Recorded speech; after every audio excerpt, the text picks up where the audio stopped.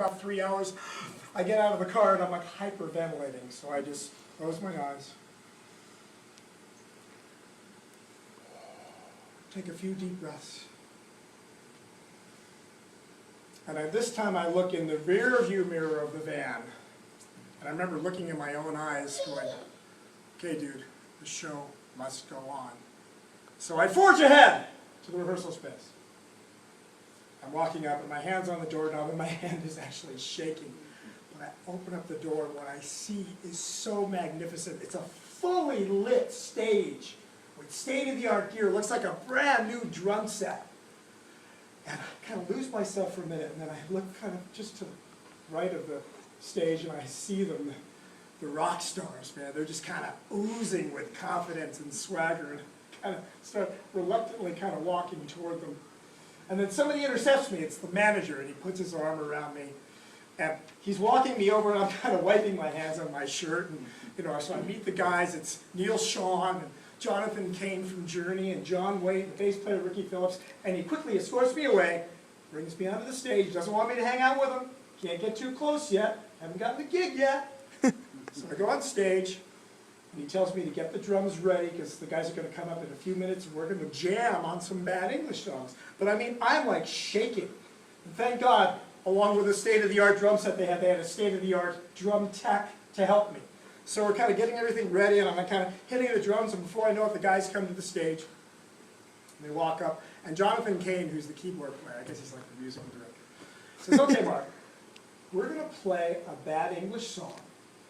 You're going to listen, and then you're going to jam along with us. Sounds great to me. So they start playing. He counts them off. 1, 2, 3, 4. And they burst into this song, man. I close my eyes. It sounds magnificent. It sounds larger than life. It sounds louder than life. These suckers are really, really loud, let me tell you. And I kind of lose myself, and I just start to calm down just a little bit. Then he stops the band. Says, okay, Mark, are you ready to jam? As ready as I'll ever be.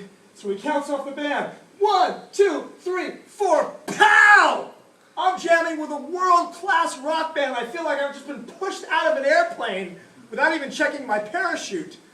And I'm so nervous. I have no idea how well I'm doing. Like, I can't gauge my internal sense of time, so I'm kind of trying to look to the guys for support. And I look at Neil Shaw. How many of you are guitar players, by the way? Excellent. Well, I look at Neil, the guitar player, and he's kind of giving me this look. Can't really read him. He's just kind of jamming this sort of heavy rock look. I look at John Waite, the singer, and he's kind of like got his eyes closed. It's like he's singing to some like mythical 16-year-old girl from the front row, kind of like you know what I'm saying? And then I look at the bass player. How many of you are bass players? Only one bass player.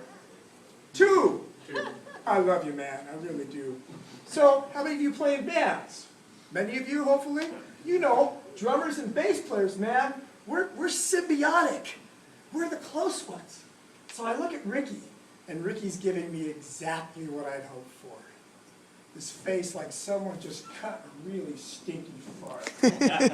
You know the face. I call it the funky bass player look of approval.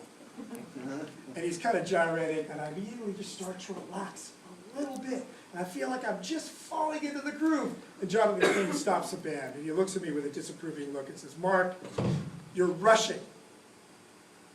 Well, drummers, if you're auditioning for a world-class band, that's the last thing you want to hear, am I right?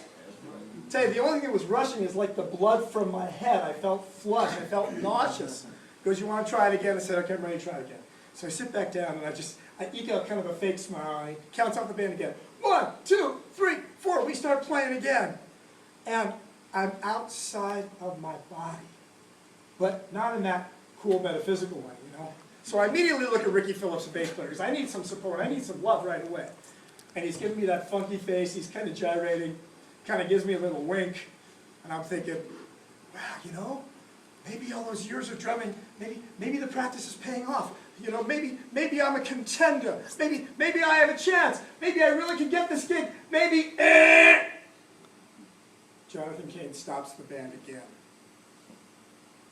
I look over at Neil Sean, the guitar player. Now he's giving me kind of a nasty look. And he just plays this blazingly fast lick as if to intimidate me. And I look over at Jonathan Cain, and he's reached down into his bag. He's picked it up. It's in his hand.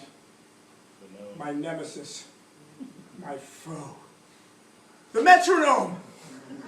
Time-keeping device, and he set it to the tempo of the song, so the light is flashing.